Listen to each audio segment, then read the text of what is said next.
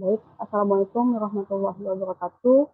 Perkenalkan, nama saya Putri Darabiliah, mahasiswa PPG Prajabatan jurusan Bimbingan dan Konseling dari Universitas Negeri Sriwijaya.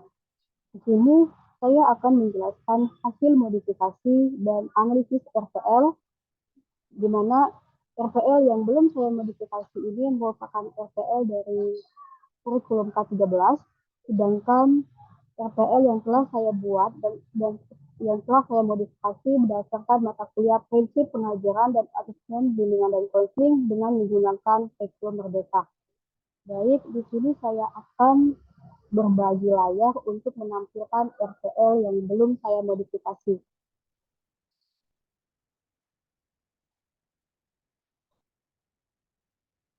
Nah, ini merupakan RPL kurikulum K13 yang belum saya modifikasi. Di sini pada RPL ini saya mengambil topik layanan pentingnya motivasi belajar. Yang saya modifikasi yaitu bagian pertama, pada RPL ini masih menggunakan RPL K13, sedangkan RPL di MK PPAE menggunakan kurikulum Merdeka. Selain itu, tidak ada rasional untuk dijadikan penunjang dalam melakukan layanan klasikal.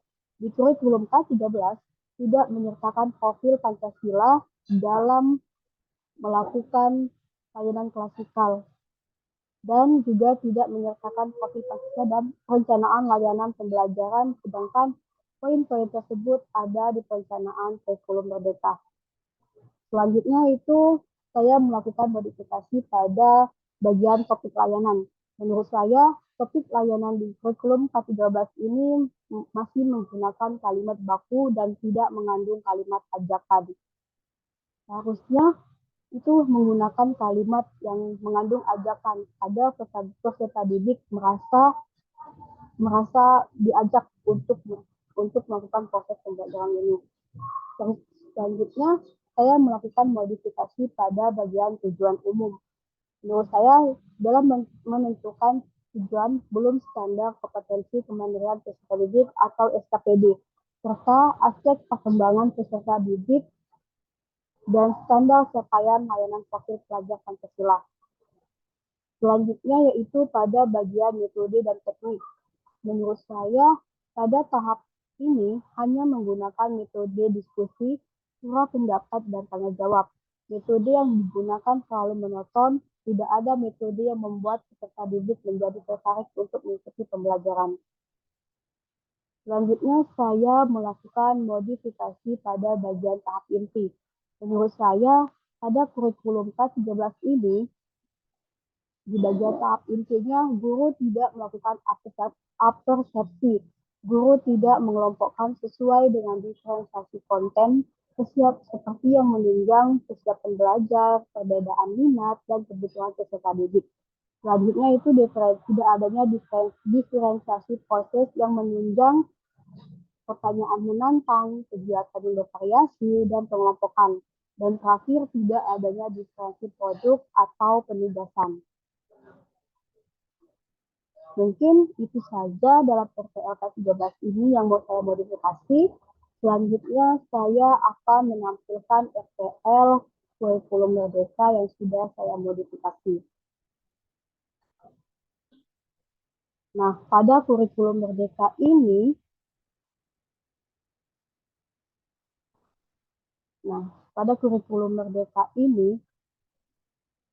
itu melampirkan bagian rasional. Rasional ini adalah alasan atau penunjang untuk kita kenapa kita ingin mengambil topik tersebut.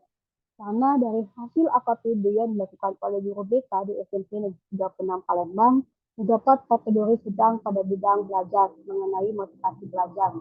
Seperti dapat dilihat dari butir-butir atau tabel yang ada pada gambar pada layar yang ditampilkan, yaitu pada yang pertama pada butir 1 saya belajar jika ada ulangan atau ujian saja dengan presentasi 1,26% dan dengan status sedang.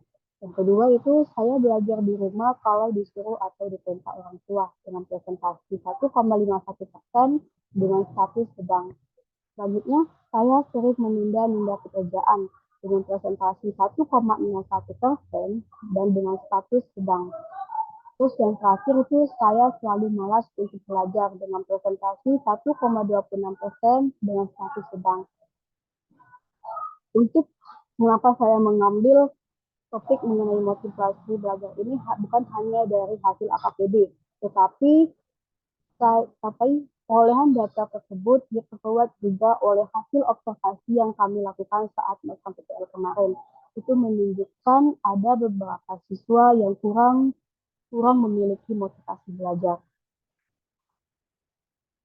Sebenarnya ini merupakan RPL dan bagian-bagian yang sudah saya modifikasi. Yang pertama yaitu di kurikulum Merdeka ini menyertakan profil Pancasila dalam perencanaan layanan pembelajaran. Seperti bisa dilihat pada bagian ini, terdapat profil belajar Pancasila yang menunjukkan kemandirian, kenal kritis, dan kreatif dari peserta didik. Selain itu, topik layanan yang digunakan juga saya ubah modifikasi dengan tingkatkan motivasi belajar, maka kesuksesan akan menantimu. Menurut saya, topik layanan dengan kalimat atau kata-kata seperti ini lebih menunjukkan kata-kata yang lebih menarik dan mengandung kalimat ajakan. Selanjutnya yaitu metode atau tekniknya. Metodenya saya modifikasi menjadi metode experiential learning, di mana experiential learning ini merupakan seperti pengalaman dari peserta didik. Terus juga ada permainan, tanya jawab, kuis, surat pendapat. Sehingga metode yang digunakan itu lebih menarik karena terdapat permainan di dalamnya. Selanjutnya yaitu pada bagian tujuan. Pada bagian tujuannya sudah berdasarkan standar kompetensi peserta didik atau SKPD serta aspek perkembangan peserta didik dan standar capaian layanan profil Pancasila. Di mana di sini dapat terlihat bahwa SKPD dari SMP yaitu berdasarkan topik yang saya ambil itu kematangan intelektual dengan pengenalan.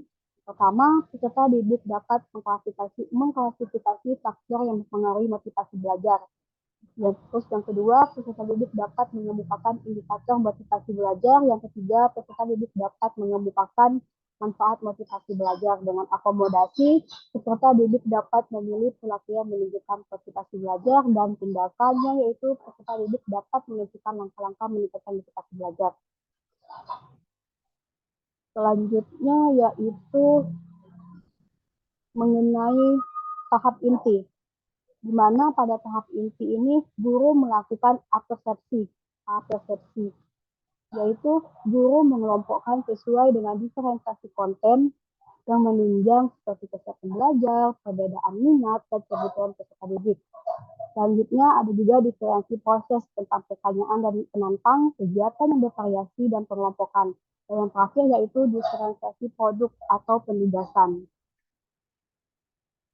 Hal itu, bagian-bagian dari diferensi tersebut dapat dilihat dari warna yang telah dicantum pada RPL ini, di mana untuk penjelasan tentang warna-warnanya itu ada terletak di bawah, yaitu yang ini keterangan RPL Merdeka Belajar. Nah, di mana pada warna biru itu menjelaskan tentang diferensiasi konten, pada warna hijau itu menjelaskan tentang diferensiasi proses, dan pada warna ungu itu menjelaskan tentang diferensiasi produk.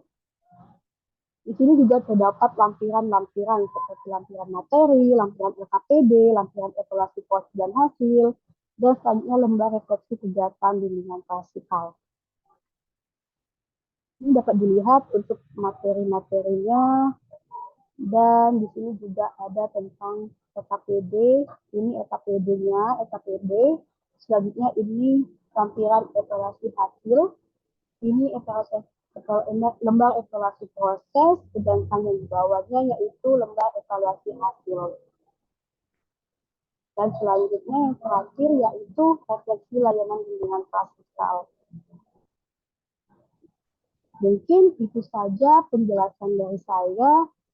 Saya mohon maaf apabila ada salah kata, kepada saya mohon ampun. Saya akhiri, wabillahi taufiq wal hidayah. Wassalamualaikum warahmatullahi wabarakatuh.